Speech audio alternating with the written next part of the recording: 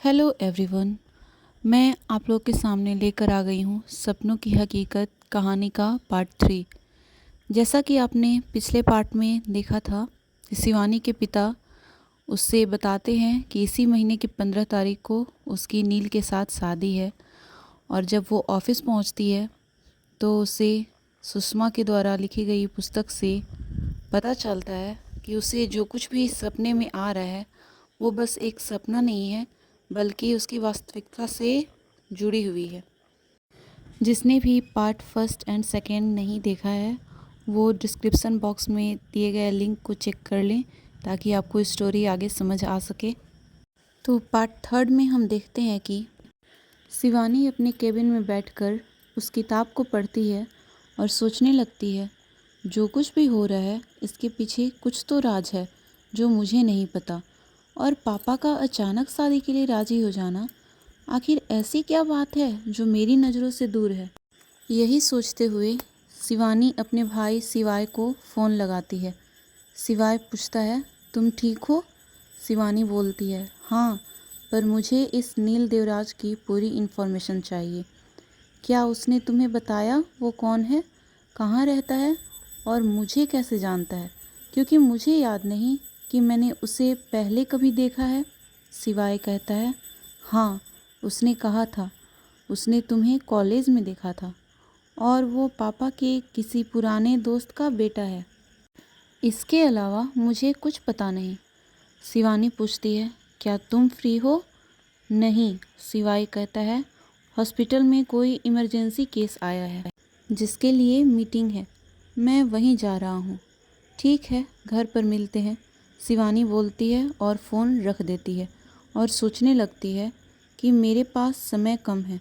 आज 3 तारीख है और 15 को शादी है। इन 12 दिनों में मुझे इस नील के जाल से बाहर आना ही होगा। इधर शिवाय हॉस्पिटल में पहुंचता है। शिवाय एक जूनियर डॉक्टर होता है। सीनियर डॉक्टर बताते हैं कि एक पेशेंट जो सिटी हॉस्पिटल से ट्रांसफ़र होकर आई है 2 महीने से बेहोश है और उसकी इलाज senior doctor and professor Shankar Narayan द्वारा होना है। पर अभी वो किसी केस की स्टडी के लिए विदेश गए हैं।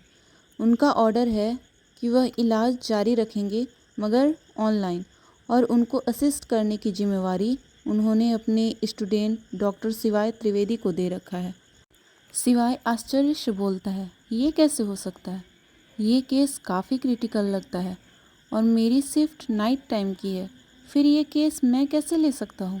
सीनियर डॉक्टर बोलते हैं, कुछ ही देर में doctor Narayan virtually meeting join करेंगे।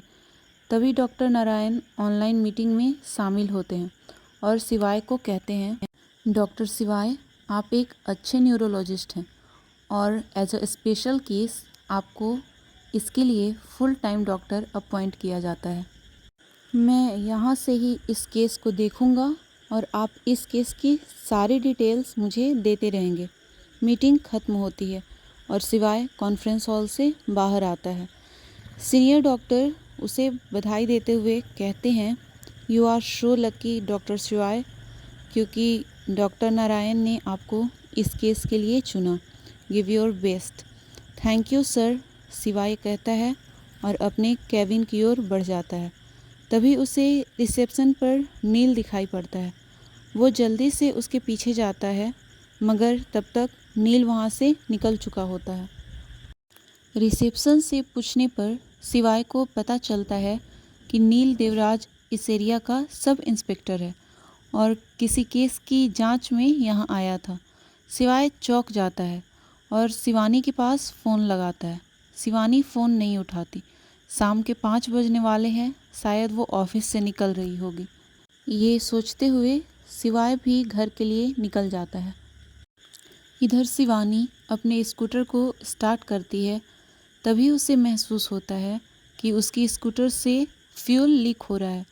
तभी पवन बाहर आता है और शिवानी को लिफ्ट देने की ऑफ़र करता है। शिवानी मना कर देती है। शिवानी कहती है, मैं ऑटो रिक्शा से चली जाऊंगी। पवन कहता है, कोई बात नहीं, जैसा तुम चाहो। क्या मैं तुम्हारी स्कूटर सर्विस के लिए भेज दूं? नो थैंक्स, मैं कल करा लूँगी। इतना कहते हुए शिवानी मेन रोड की ओर बढ़ जाती है। शिवानी ऑटो रोकने के लिए अपना हाथ आगे करती है। तभी एक मोटरसाइकिल से कोई उसकी ओर तेज़ी से आता है और शिवानी को टक्कर लगने ही वाला होता है। तभी अचानक से उसे पीछे से कोई खींच लेता है। शिवानी खुद को संभालते हुए उस मोटर बाइक का नंबर नोट करती है। शिवानी को कुछ अजीब सा महसूस होता है। आप ठीक हैं? आपको चोट तो नहीं आई? शिवानी पीछे मुड़कर देखती है तो एक लड़की खड़ी शिवानी से पूछती है, आप ठीक हैं? हाँ, मैं ठीक हूँ, थैंक यू, शिवानी बोलती है। बाय द वे, मैं रितिका देसाई, शॉर्ट में लोग मुझे आरडी कहते हैं। I am Shivani and once again thanks. No, क्या आपने नंबर नोट किया? रितिका पूछती है। हाँ, वो कुछ सोचते हुए शिवानी कहती है, नहीं, मैं नहीं देख पाई, लगता है कोई चोर था। रितिका कहती है, हो सकता है, मुझे घर निकलना है। कहते हुए शिवानी ऑटो रोकती है और रितिका को बाय बोलती है। इधर नील एक आदमी से पूछता है, काम हुआ? वह जवाब देता है, नहीं साहब। नील जोर से चिल्लाता है, किसी काम के नहीं हो तुम लोग। सॉरी साहब। कहते हुए वो आदमी एक चाबी नील को थमाकर चला जाता है। ये वही मोटरसाइकिल की चाबी थी जिसने शिवानी को टक्कर मारी थी। शिवानी का उस मोटर बाइक से टकराना और नील के पास उस मोटर बाइक का होना संजोग है या साजिश, जानने के लिए पार्ट 4 का इंतज़ार कीजिए जो 2 दिन में आ जाएगा। और अगर आपको कहानी पसंद आ रही है तो लाइक एंड शेयर करना ना भूलें और हाँ, चैनल को सब्सक्राइब ज़रूर कर दें। Bye bye.